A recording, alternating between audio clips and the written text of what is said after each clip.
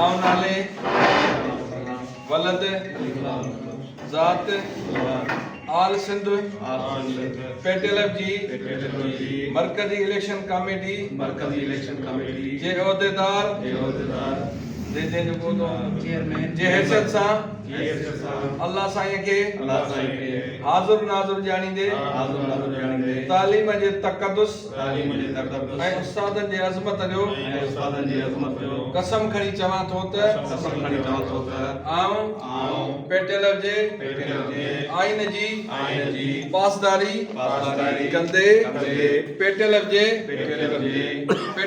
Election ईमानदारी ऐं गैर जानबदार फ्री एंड फेयर नमूने सां कराईंदुसि।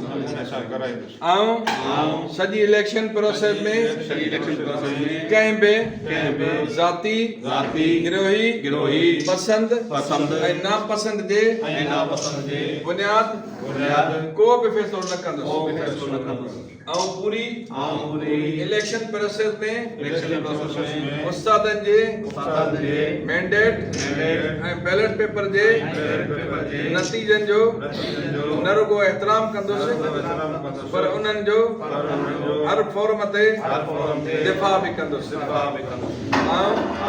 इलेक्शनी मटीरियल जी तैयारी ऐं तरसील लाइ हर क़िस्म जे राज़दारीअ खां कमु वठंदुसि ऐं उन्हनि जी हिफ़ाज़त लाइ जोगा बंदोबस्त कंदुसि।